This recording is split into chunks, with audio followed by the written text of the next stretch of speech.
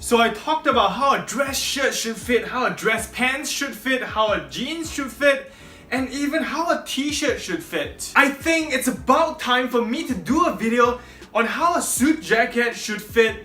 Don't you think so? What is up, you guys? Welcome back to your average gent. My name is Evan. In today's video, I'm gonna be showing you exactly what to look out for when getting a suit jacket, so that you can nail the fit and look like a sexy son of a gun. I'm gonna be using two of my jackets to demonstrate how a suit jacket should fit, because honestly, both doesn't fit me perfectly, but they do fit me well in different areas. That means I can also use them to show you what a bad fit looks like. Without further ado, let's jump right into it. First of all, the most important part of a jacket that should fit you perfectly is the shoulders. The shoulders should be exactly where they need to be. It should end exactly where your shoulders drop. When you have a perfect fitting shoulders, there won't be any divots or dents. Take my black jacket for example. This side obviously has a dent, whereas this side fits much better. This means either the shoulders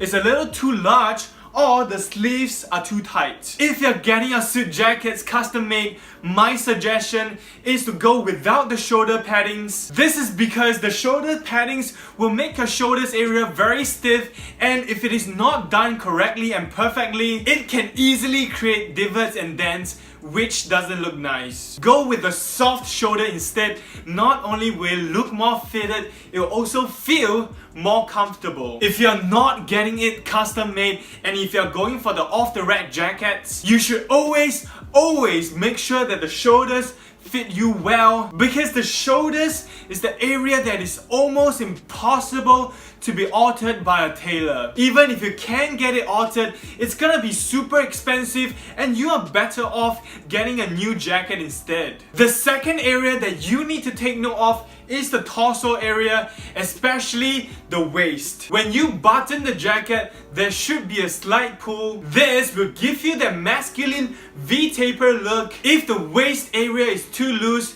your upper body would just look like a square box. The button should also not be too tight that it looks like it's holding on to its dear life. There should still be some room for you to comfortably fit 3 fingers inside. By the way, as a rule of thumb, if it is a 2-button jacket, you should only button the top button and always leave the bottom button unbuttoned. And when you are standing, it will look more professional if you button the top button, and when you sit down, you should always leave it unbuttoned. The third area that you need to take note of is the sleeve length. It should be shorter than your shirt sleeve, and you want to be able to see at least 1/4 to 1/2 inch of your shirt cuff. If it is too long, you will look like you're wearing an oversized jacket, and if it is too short, you will look like you can't afford to buy enough fabric. The fourth area to take note of is the overall jacket length. It shouldn't be too long and it shouldn't be too short. To see if the jacket is of the right length, a very easy trick is to drop your arms naturally, and your hands should be able to nicely cup the bottom of your jacket. And when you turn around, your jacket should cover your buttocks. My gray jacket is a bad example because it is too short. As you can see, it only covers half of my backside, whereas my black jacket is the right length. If you just make sure that these 4 areas,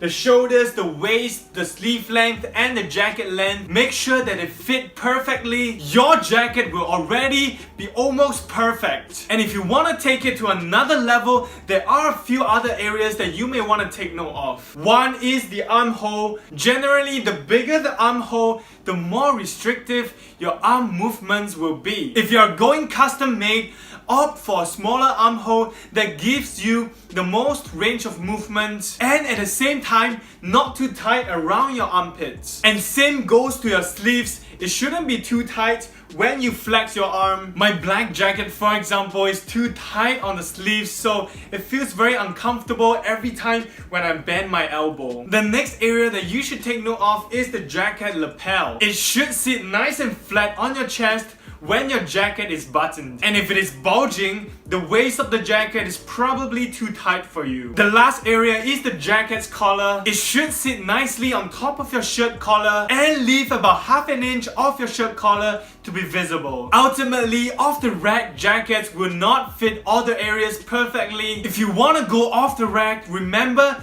to make sure that the shoulders fits well. The rest, you can get it altered. The better option is obviously to go custom made or made to measure, where the tailor actually measure your body and make a suit that fits your unique body. And of course, if you can afford it, bespoke is definitely the most superior option. But for me, made to measure is almost as good. Before I go, one final tip for getting a suit jacket: choose one that has a bit of elasticity in the fabric. Just like jeans, if the fabric is totally inelastic and stiff, it won't be as comfortable. But if your suit jacket has a bit of elasticity in it, it will be the most comfortable suit jacket that you will ever put on. And that is it for this week's video. If you like this video, make sure to give it a thumbs up, subscribe if you haven't done so already, and as always, I will see you guys next week.